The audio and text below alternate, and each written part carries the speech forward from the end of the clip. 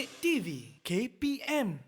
Hai, Assalamualaikum. Seperti biasa anda sedang menonton Mahir di Didik TV KPM. Masih lagi bersama dengan saya, Mira Nazir. Kita belajar merupakan fizik STEM at Studio dan topiknya ialah pencetusan fizik moden.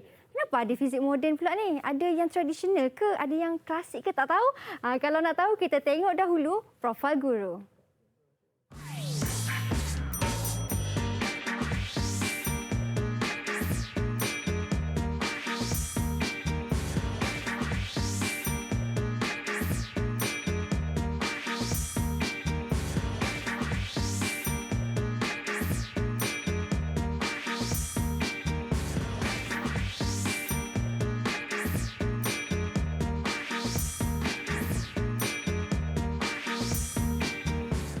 Baik, itu dia cikgu kita dan inilah dia bola yang cikgu dah baling kepada saya. Wow. Selamat datang cikgu. Assalamualaikum. Selamat datang. Warahmatullahi. Baik, cikgu sihat ya? Alhamdulillah sihat. Wah, cikgu saya tertanya kenapa cikgu baling bola merah ni dekat saya. Ni kalau saya bertukar jadi seluar pula kan. Kenapa cikgu baling bola ni? Kerana apa? Sebenarnya bila saya baling bola tu, fizik klasik boleh menjelaskan laju dia, arah kat mana dia nak pergi, semua boleh dijelaskan.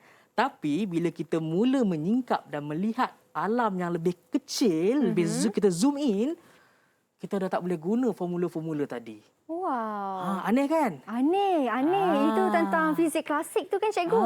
Okey, tapi lepas ni cikgu nak terangkan lebih lagi tentang fizik yang lain pula selain daripada klasik ni. Tapi macam biasa cikgu, kita sanitasi tangan terlebih dahulu. Silakan cikgu. Okey.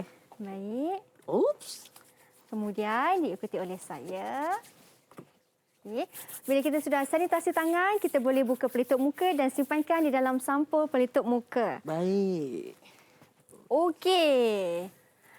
Ini Cikgu Zul kita. Ya. Cikgu, tadi cikgu dah terangkan dah kenapa cikgu baling bola tu, kerana itu merupakan konsep fizik klasik. Saya nak bagi contoh yang mana dengan menggunakan ilmu fizik klasik ni, kita boleh tentukan laluan yang akan diambil oleh bola tadi. Tetapi bila kita zoom in, Baik. sampai ke elektron, sampai ke nukleus dia, semua formula-formula yang kita ada dekat dunia sekarang ni dah tak boleh nak apply dah. Dah jadi something yang aneh kat situ. Something yang aneh cikgu kata kan. Sesuatu yang aneh bila kita zoom in, ada elektron, ada apa lagi selain daripada elektron cikgu? Kita ada neutron, kita ada proton, semua lain lagi kecil daripada tu pun kita ada. Wow, dan jadi, itu yang kita nak belajar sebentar nanti ini. Yes, betul. Kita nak gunakan ilmu fizik yang moden untuk menjelaskan semua-semua tadi. Wow, itulah dia topik kita iaitu pencetusan fizik moden. Kalau nak tahu apa, kita berhenti berehat seketika, kita kembali selepas ini.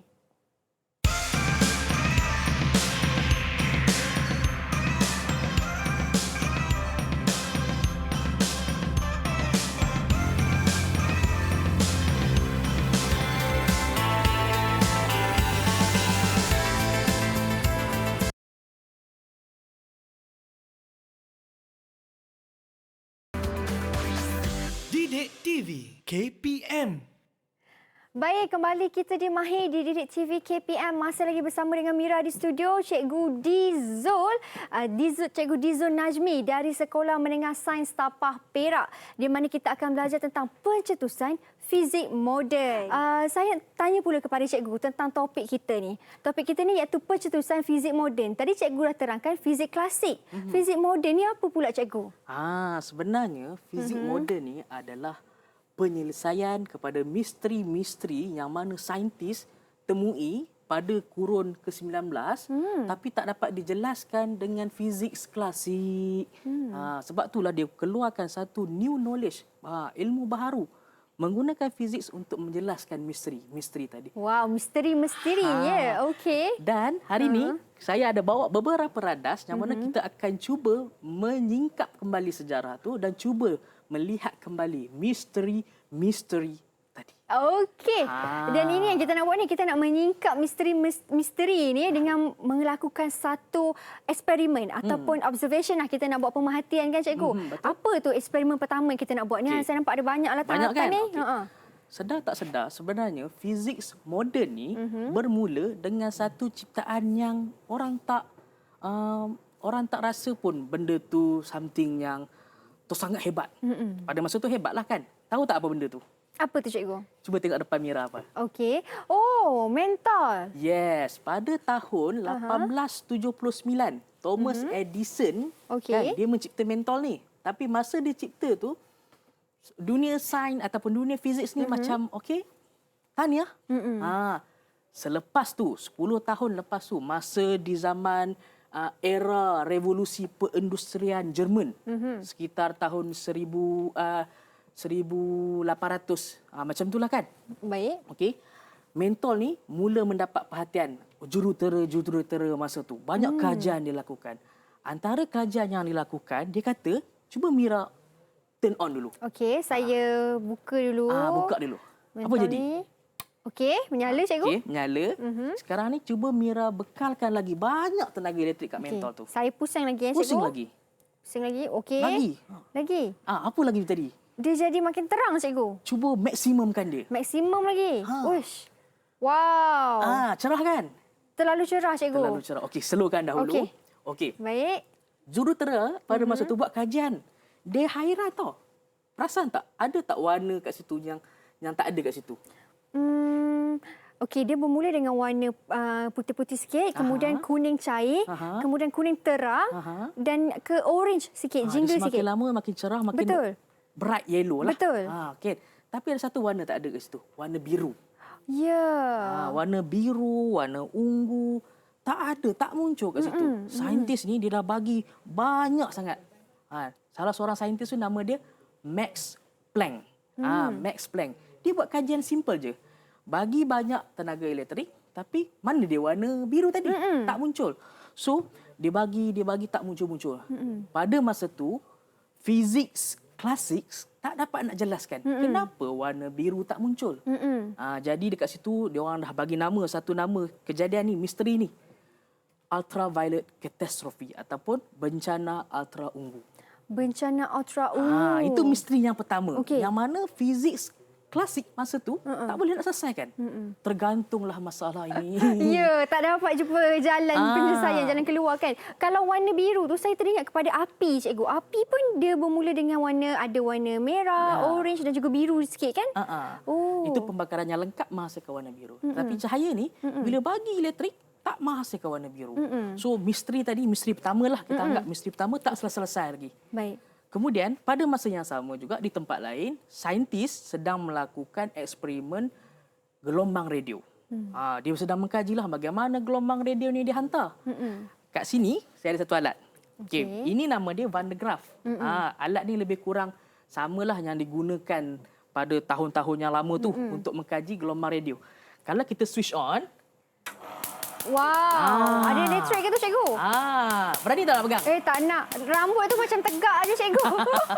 Rambut ke atas tu. Apa yang terjadi adalah berlaku percikan spark ataupun elektron lompat ke sini. Okey. Kalau saya letak ke sini. Okey. Simple kan? Nampak macam simple persoalan dia. Okey, saya tutup dulu. Okey. Okey. Pada zaman tu, saintis menemui satu perkara yang agak pelik. Bila dia ambil lampu warna cerah, warna merah ke tadi kan, warna kuning tadi, dia halakan kat sini, tak ada apa-apa perubahan. Tapi bila dia ambil lampu ultraviolet, contoh macam ni, dia halakan kat sini, percikan tadi menjadi semakin banyak, semakin kerap. Ini memberi cadangan, kan? Agak-agak kenapa dia jadi macam tu? Dia memberi cadangan bahawa lampu ni boleh menendang elektron keluar. Lampu biru tu cikgu? Dia hairan kenapa lampu kuning tak boleh, lampu biru boleh. Jadi persoalan ni tak dapat diselesaikan juga. Tidak dapat dirungkai lagi jawapannya. Tak ada lagi. Dan inilah yang dikatakan fotoelektrik. Kesan fotoelektrik. Bila saya switch on tadi kan, nampak percikan kan? Sebenarnya percikan itu adalah elektron sedang melompat. Bila kita letakkan lampu ultra ungu ni, lebih mudah elektron itu melompat. Jadi fizik klasik tak dapat diselesaikan lagi. Misteri kedua. Misteri kedua. Itu misteri kedua kita. Okey. Misteri kedua kita. So bagaimana nak selesaikan? Pada masa tu, saintis-saintis, ahli fizik, dia beranggapan cahaya, tak kisahlah warna kuning ke, warna biru ke, semuanya bersifat gelombang.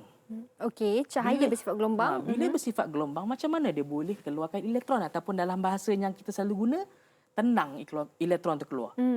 So jadi ada seorang genius masa tu, mesti kenal. Nama dia Albert Einstein. Okey, itu saya kenal cikgu. Albert Einstein dia genius sikit. Dia kata kita kena lupakan bahawa cahaya ni bersifat gelombang. Dia kata cahaya adalah bersifat zarah. Zarah. Tapi dia tak sebutlah zarah kat situ kan. Dia kata sebenarnya cahaya ni terdiri daripada satu aliran partikel ataupun zarah-zarah yang halus, yang kecil, yang disebut kuanta. Okey, kuanta. Dan dia namakan kuanta cahaya ni, cahaya biru, cahaya merah semua ni sebagai foton. Okey. Sebagai foton, dan foton ni lah yang sebenarnya menendang elektron-elektron keluar.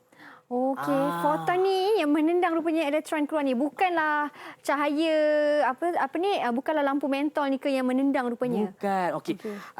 Untuk menjelaskan tu sebenarnya ada satu aktiviti yang dicadangkan kan. Okey, murid-murid boleh lakukan di sekolah kan untuk menerangkan analogi tadi, foton tadi.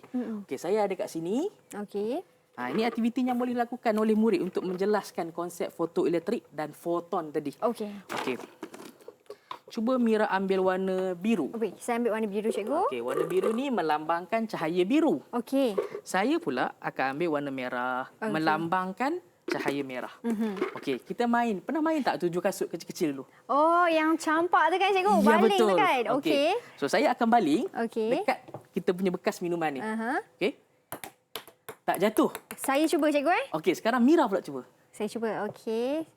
Saya cuba tengok macam mana pergi dia. Macam ni boleh cikgu? Lempar macam ni? Baling je macam mana pun. Okey, saya lempar dia. Wow. Okey. Okey. Dekat situ, jatuh cikgu. bola warna biru tadi dapat menjatuhkan. Bola warna merah tak dapat menjatuhkan. Ini analogi yang mudahlah untuk kita menjelaskan, murid-murid dapat jelaskan. Warna bola biru ni sebenarnya cahaya biru atau ungu yang mempunyai tenaga yang kuat. Warna merah ini pula, merah, cahaya merah yang mempunyai tenaga yang kurang. Dan dia tidak dapat menendang elektron. Bekas-bekas minuman ni kita anggap sebagai elektron di permukaan ni. Okey. So bila Albert Einstein dia keluarkan kenyataan macam tu, dapat selesaikan misteri tadi. Misteri pertama dapat diselesaikan, misteri kedua pun dapat diselesaikan. Wah, okey. Itu rupanya analogi mudahnya kan, bahawa cawan ini ialah elektron. Bila kita baling bola yang kita anggap sebagai cahaya ultra ungu, jatuh semua. Betul. Okey. Saintis kan masa dia jumpa peristiwa ni, misteri ni, dia buat satu lagi research. Dekat depan saya ni, Okey. kita ada elektroskop. Okey.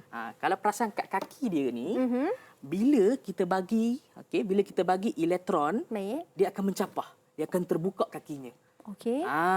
Okey, ini ada satu alat. Okey, alat ni misteri juga. Okey, sebab Apa alat tu cikgu? Banyak betul misteri kita dalam saya kelas ni. hanya boleh charge dengan kain batik saya. Saya cuba dekat langsir tak boleh. Rupa-rupanya kain batik saya. Saya buat gosok-gosokkan dia. Okey, kita tengok adakah dia akan mencapah ataupun tidak nanti ya. Okey. Gosok. Pum. Dia mencapah kan? Capah cikgu. Kenapa? Sebabnya Ada geseran tu ke cikgu? Ke bukan? Saya telah memberi sebilangan elektron dekat situ. So, elektron berkumpul. Bila banyak sangat elektron berkumpul, dia tak suka. Dia menendang, dia menolak satu sama lain. So, menyebabkan dia mencapah. Tapi bila saintis ambil lampu ni, halakan kat situ, Okey. capahan tadi akan terjatuh balik.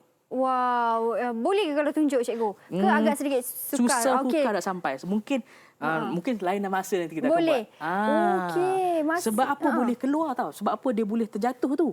Sebabnya lampu ni kan tadi dia seolah-olah seperti bola ni. Dia cukup energi untuk menendang elektron-elektron di permukaan tu keluar.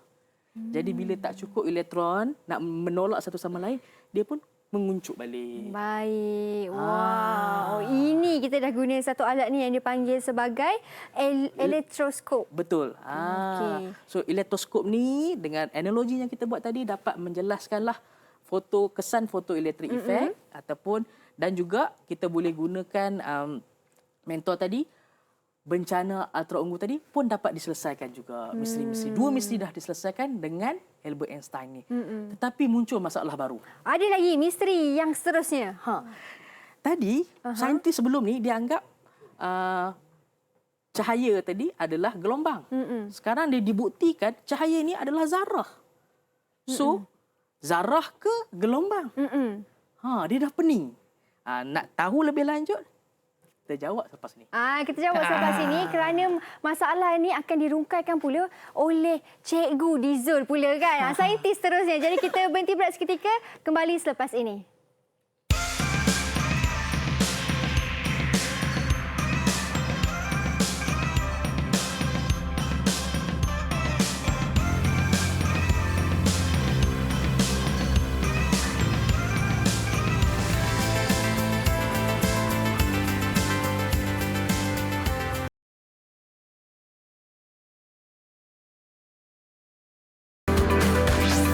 Didik TV KPM.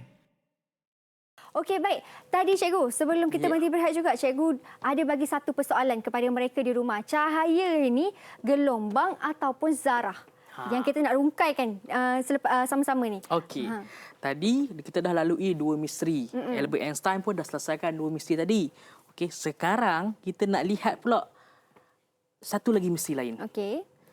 Pada tahun sekitar 1920 lah macam tu kan. Ada saintis-saintis dia menjalankan satu eksperimen tentang elektron.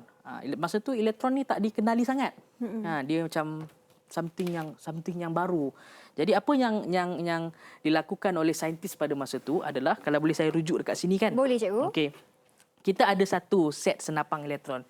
Nampak macam mainan kan? Tapi bahaya ni sebenarnya. Okey. Oh, bahaya Cikgu. Senapang ni dia akan menembak keluar elektron-elektron. Okey, dan elektron ni dihalakan ke sebuah kristal. Bila dah dihalakan ke sebuah kristal, saintis dapat lihat bentuk sana tu. Corak pembelauan. Dia hairan. Kenapa dia hairan? Sebab pada masa tu rata-rata semua orang fizik ataupun saintis beranggapan bahawa elektron ni dia macam ni. Dia macam apa? Dia macam partikel, dia macam zarah. Kenapa zarah boleh bagi corak pembelauan tu? Corak pembelauan ni menunjukkan sifat apa? Menunjukkan sifat gelombang. Okey. Ingat tak tadi saya cakap mula-mula? Semua saintis beranggapan cahaya bersifat gelombang kan? Saya nak tunjukkan sifat gelombang tu. Okey, saya ada laser kat sini. Saya halakan kat situ. Nampak tak? Okey, nampak satu Cikgu. je titik halus kan? Betul, ada satu titik. Lagi sekali Cikgu boleh? Kita tunjuk lagi sekali dekat skrin. Okey. Satu je titik halus. Okey, sekarang ni dekat tangan saya ada kita sebut diffraction grating ataupun grade pembelauan. Okey. Ini kalau kita perhati betul-betul dia ada garisan yang halus sangat-sangat. Okey. Okey, kita tengok magic Apa akan jadi lepas? Okey, itu satu titik. Saya halakan melalui grade lah Cikgu. Oh, tak nampak. Okey, tu lah. Ada corak yang terbentuk. Nampak tak? Nampak tu. Cikgu. Dari satu dia dah jadi 4 dah warna merah kat situ. Sebenarnya ada banyak lagi sebenarnya. Cuma dapat segitu kita dapat lihat 4 saja. Baik. Itu sebenarnya pembelauan gelombang cahaya. Dan elektron tadi pun menunjukkan sifat yang sama. Kalau kita tengok ni, gambar-gambar dekat situ, corak pembelauan tu. Betul. Corak yang sama. Saintis lagi confused. Saintis lagi confused. Sebelum ni, cahaya dianggap sebagai zarah dan juga gelombang. Confused tak selesai lagi. Tiba-tiba elektron pula yang dianggap sebagai zarah bersifat gelombang. Sudah. Aduh, ini bukan saintis je confused. Saya pun confused kat sini, Cikgu. Buat apa? Kenapa, Cikgu? Okey. Rupa-rupanya beberapa tahun sebelum tu ada seorang genius lagi. Nama dia Louis de Broglie. Louis de Broglie. Okey. Dia dah buat hipotesis. Dia kata zarah-zarah ni, contohlah zarah-zarah ni boleh bersifat gelombang. Baik. Kalau kita tengok kat situ, lambda ataupun panjang gelombang, simbol dia kita sebut lambda, sama dengan H over P kat situ kan? Okey. Sebenarnya itulah hipotesis dia. Dia kata gelombang ataupun zarah boleh bersifat gelombang. Maka saintis ataupun fizisis masa tu dah bersetuju. Rupa-rupanya apa yang berlaku misteri selama ini itulah yang disebut kedualan gelombang zarah. Kedualan gelombang zarah. Maksudnya zarah pun boleh jadi gelombang. Zarah boleh jadi bersifat gelombang. Gelombang boleh bersifat zarah. Oh, dan istilah fiziknya dipanggil kedualan Gelombang zarah. Okey. Ataupun bahasa Inggeris kita sebut wave particle duality. Maksudnya dia boleh bersifat yang ini boleh bersifat yang ini, yang ini boleh bersifat yang ini. Okey. Itulah antara ilmu fizik baharu moden yang mula-mula. Lepas tu dia ada lagi banyak lagi misteri. Contohnya dia ada beranggapan dia ada satu lagi fizik moden yang lagi pelik, lagi strange, dunia kuantum ni. Contohnya kan, satu objek boleh berada di dua tempat yang sama pada masa yang sama. Satu objek ni? Satu contohlah, saya ada satu elektron. Okey. Boleh berada di dua tempat yang berbeza pada masa yang sama. Wow. Kenapa dia boleh jadi macam tu, cikgu?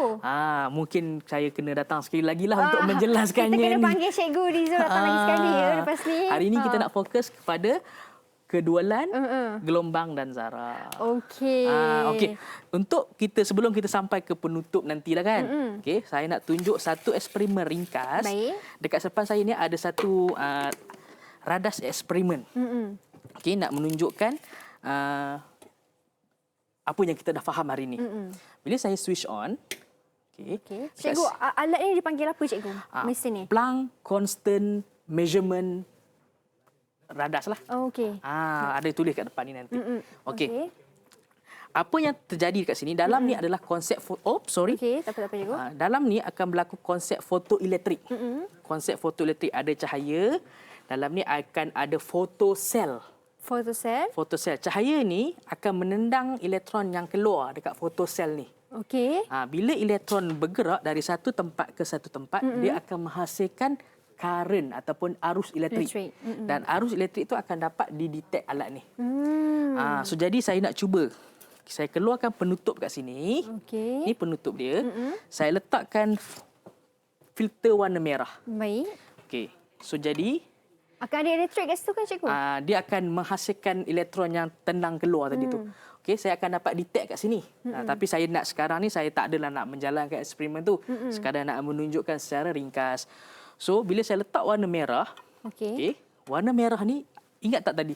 Bola tadi. Ingat, tenaga cikgu. dia rendah ke tinggi? Tenaga dia rendah saja. So jadi kita akan dapat bacaan yang rendah.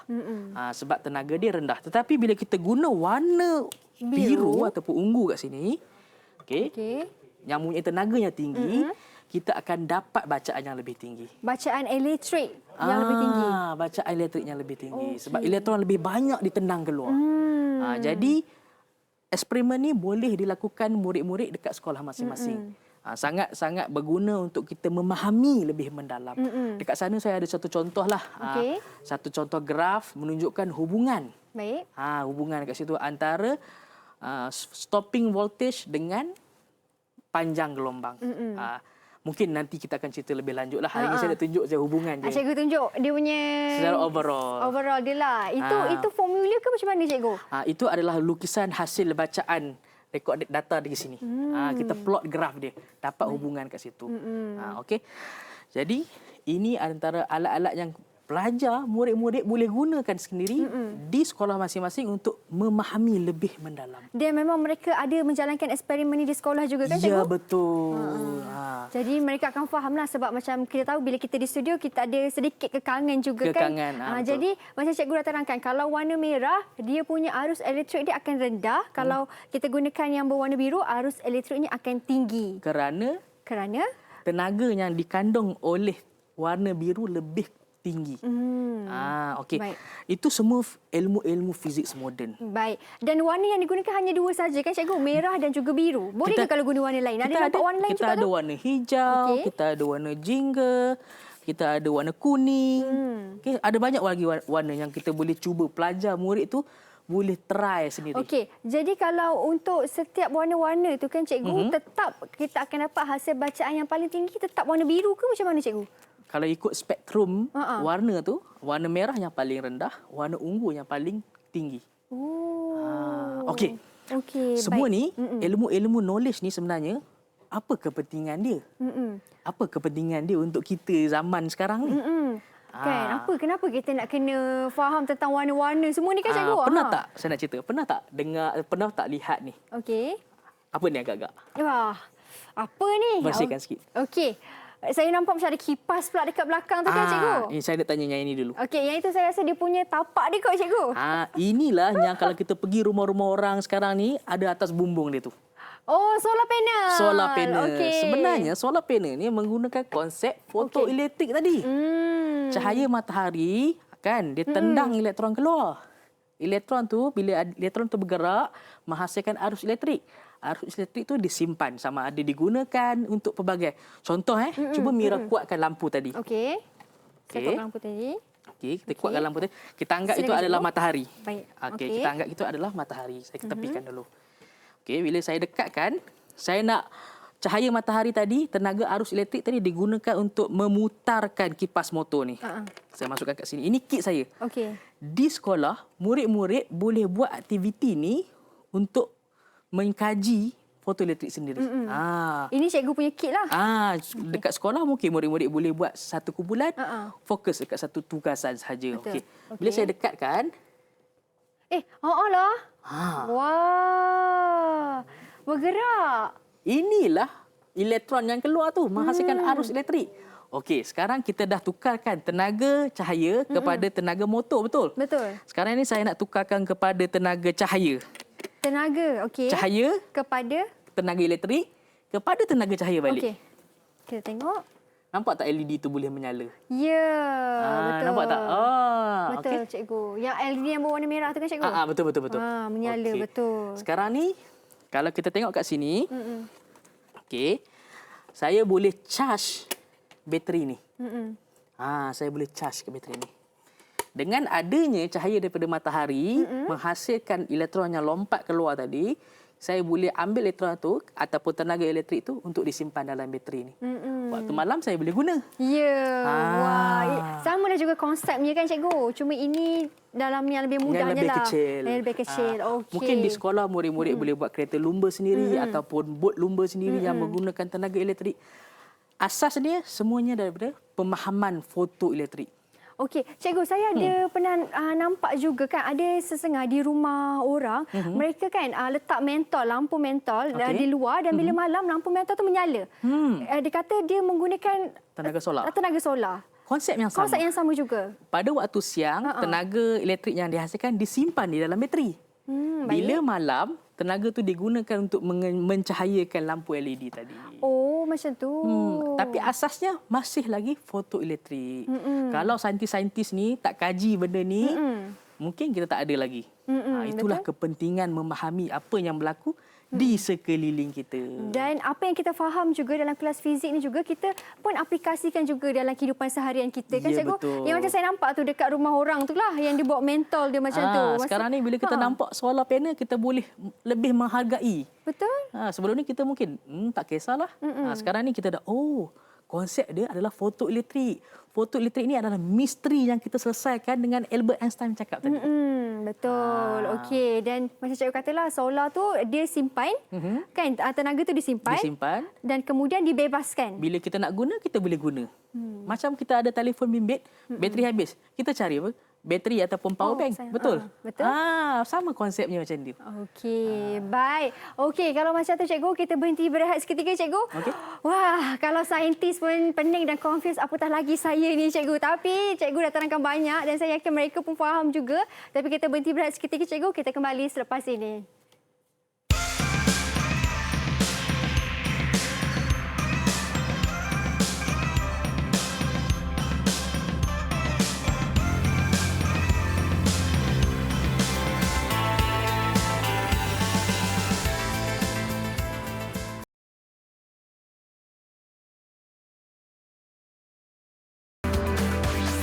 Didik TV KPM Baik, kita sudah berada di segmen yang terakhir setelah banyak misteri-misteri yang telah dapat dirungkaikan. Di segmen yang terakhir ini cikgu akan menerangkan lebih lagi, tapi pada mereka yang baru saja tengok, yang macam baru saja tengok ni macam mana ni, tak apa, anda boleh tengok siaran ulangan pada malam ini ataupun anda boleh saja terus pergi ke laman YouTube rasmi NTV7 Official Malaysia. Type saja Physics STEM at Studio, nanti anda akan dapatlah dengar semula apa yang cikgu ajar sepanjang 1 jam ini.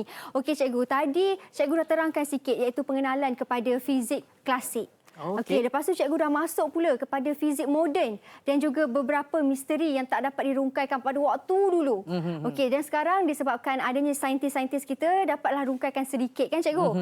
Dan juga cikgu dah terangkan juga tadi yang cahaya ataupun zarah itu boleh bersifat gelombang, gelombang juga boleh bersifat zarah kan. Dan yang ini pula saya tengok ada macam masa kronologi ke macam mana ni cikgu? Ada masa-masanya ni. Sebenarnya saya kagum dengan Mira sebab dalam masa setengah jam tadi, Mira dapat faham apa yang saya ceritakan. Terima kasih cikgu. Sedikitlah saya dapat faham. Itu pun sebab cikgu betul-betul fahamkan saya. Okey, baik. Dekat sini saya dah sediakan kronologi ataupun rentetan perjalanan peristiwa-peristiwa yang dilalui oleh saintis, oleh fizisis untuk merungkai misteri-misteri yang ada tadi. Kita ada misteri bencana ultra ungu.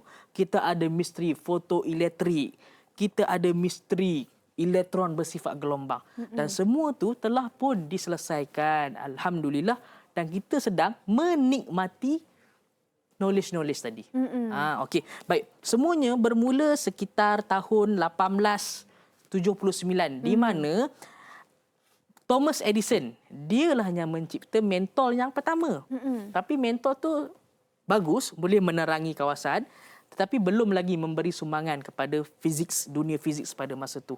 Okey. 10 tahun selepas tu, lebih kuranglah. Okey, dekat Jerman, era perindustrian dia, banyak syarikat-syarikat jurutera mengambil paten-paten daripada Thomas Edison tadi, dia buat kajian untuk tambah baik. Tambah baik. Dan salah seorang dia adalah Max Planck. Max Planck yang ini? Inilah orangnya. Itulah Max Planck. Okey. Dia buat kajian. Kajian dia simple je. Kenapa warna mentol yang kita tengok tadi tu tidak dapat warna biru ataupun ungu? Dia buat kajian. Tetapi daripada kajian dia dah temui secara matematiknya hubungan antara energi dan juga frekuensi. Dia kata, kalau frekuensi itu tinggi, tenaga pun tinggi. Tetapi malangnya dia tak faham. Salah maksudnya? Tak salah. Dia dapat daripada data, daripada eksperimen yang dia lakukan, dia dapat hubungan tu. Tapi dia tak dapat nak memahami sebab tak ada lagi ilmu fizik yang boleh menjelaskan dia. So tergantung kat situ. Betul. Okey, tahun 1900 lah kajian tu dia buat oleh Max Planck, tergantung. Inilah misteri yang pertama. Kemudian 5 tahun lepas tu, 5 tahun lepas tu, foton oleh Einstein. Ingat tak foton tu apa? Foton. Foton tu apa cikgu? Kuanta ataupun partikel-partikel ataupun zarah-zarah yang kecil yang dibuat membentuk kuanta. Kuanta ni untuk cahaya kita sebut foton. Einstein dia keluarkan information ni, and then semua misteri tadi, 2 misteri iaitu misteri ultra ungu dan juga misteri fotoelektrik dapat dijelaskan yang kita main 7-7 tadi. Kemudian pada tahun 1927. Okey. 1927, saya skip 1 tahun kat sini. 1927, eksperimen yang menggunakan elektron ditembak kepada kristal menghasilkan corak pembelauan cahaya. Tadi dia hairanlah kat situ kan. Rupa-rupanya pada tahun 1924, De Broglie dah pun buat hipotesis tu. So inilah rangkuman tentang sifat kedualan gelombang zarah. Baik. Dan ini yang foton ni ke? Paket tenaga yang distrik ni ke cikgu? Ya, betul. Dia paket-paket tenaga yang kita sebut kuanta. Tapi untuk gelombang cahaya kita sebut foton. Itulah orangnya. Albert Einstein. Yang bawah tu kenal tak? Yang bawah ni, siapa nama dia cikgu? Itulah Louis de Broglie. Louis de Broglie. Dialah yang buat hipotesis. Dia kata sebarang zarah boleh bersifat gelombang. Itulah hipotesisnya. Wah, dan betul, dan hipotesis yang dibuat tu pun betul sebab dapat disahkan. Pada tahun 19 tengok berapa tahun tu. 3 tahun selepas tu baru dapat disahkan. Maksudnya itulah proses ataupun evolusi bermula daripada penciptaan mentol ni, bermula daripada pemerhatian kenapa warna cahaya biru tak ada, sampailah tahun ni fizik telah mula berubah. Daripada klasikal fizik ni kalau kita ingat kat zaman sekolah dulu kan Mira, kita ada Isaac Newton, betul. hukum Newton pertama, hukum Newton kedua. Betul. Itu adalah fizik klasik. Semua fizik-fizik tu tak dapat nak jelaskan misteri ni. Jadi inilah permulaan ataupun pencetusan fizik moden. Wow, dan mereka inilah saintis-saintis yang berperanan untuk pencetusan fizik moden ni kan. Ramai lagi sebenarnya, cuma saya highlightkan beberapa orang yang kita boleh faham konsepnya. Okey. Cikgu, saya juga nak tanya tentang cahaya yang berwarna biru. Kenapa kita kena, macam cikgu kata, cahaya yang berwarna biru tu dia lebih tinggi berbanding cahaya yang lain kan cikgu? Okey. Kenapa? Sebab apa dia warna biru lagi tinggi? Kenapa bukan warna lain? Kenapa warna biru? Okey, dia sebenarnya macam ni. Warna merah, kemudian naik sampai ke warna biru. Dia ada perubahan frekuensi. Okey. Perubahan frekuensi ni kalau kita tengok dekat sini, Max Planck. Dia kata kalau frekuensi tu semakin bertambah, energi ataupun tenaga semakin bertambah. Jadi warna ungu ataupun biru di hujung spektrum warna ni mempunyai frekuensi yang tinggi. Dalam erti kata lain, warna biru atau ungu ni juga mempunyai tenaga yang tinggi. So bila kita ada tenaga yang tinggi, kita bolehlah mengeluarkan elektron tadi dengan lebih mudah. Okey, cikgu boleh tak cerita sikit tentang bencana ultra ungu ni dalam kehidupan seharian kita? Bencana ultra ungu dalam seharian. Ataupun aplikasinya dalam kehidupan seharian kita lah. Okey. Bencana ultra ungu tadi asas dia adalah kenapa warna biru tak dapat bila kita bagi elektrik, bagi tenaga elektrik yang banyak. Itu misteri dia. Daripada misteri ni sebenarnya yang kita dah jumpa lagi penjelasan yang lebih mudah, dan penjelasan ini, nilai ilmu penjelasan ni ialah yang digunakan untuk menghasilkan foto-foto sel suria, panel dan pelbagai lagi lah. Itulah kesan sampingan ataupun kesan kebaikan yang kita dapat daripada knowledge yang dikaji ni. Okey, itu dia. Wow, betul-betul penuh dengan saintifik. Kita punya kelas kita petang ini kan cikgu, tentang warna, dan juga tadi cikgu pun dah terangkan bagaimana aplikasi bencana ultra ungu tu yang kita boleh aplikasikan dalam kehidupan seharian kita kan. Wah, dan inilah kronologinya daripada 1879 sampai 1927. Okey, cikgu, mungkin ada sedikit sepatah dua kata kepada mereka di rumah. Bagaimana untuk mereka faham fizik ni dengan lebih mendalam ataupun untuk mereka suka kepada subjek ni? Sebenarnya kan, kalau saya lihat pada pengalaman saya, bagaimana saya mula menyukai fizik ini adalah sifat ingin tahu. Ya, betul. Sifat ingin tahu sesuatu. Sebenarnya, Mira tahu tak bahasa untuk fizik siapa? Apa tu cikgu? Bahasa untuk fizik adalah matematik. Oh, okey. Yes. Bahasa untuk fizik adalah matematik. Sebab bila kita nak menjelaskan sesuatu, kita menggunakan matematik. Sebab tu kalau perasan tadi kan, Max Planck, dia boleh temui penjelasan tentang fotoelektrik tadi melalui matematik, tetapi dia tak faham. Sampailah Albert Einstein cakap foton ni sebenarnya paket tenaga. Itulah fizik sebenarnya. Dia merungkaikan sesuatu menggunakan matematik. Contoh paling simple lah.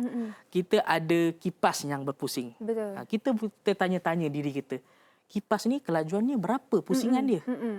Ataupun dalam bahasa yang selalu orang guna RPM. Kan semua orang tertanya. Fizik ni nak jelaskan tu dengan matematik. Dengan sifat ingin tahu itulah sebenarnya seorang murid tu dia boleh menyukai fizik. Tapi kalau dia tak nak tahu, betul. dia kena ada sifat ingin tahu tu.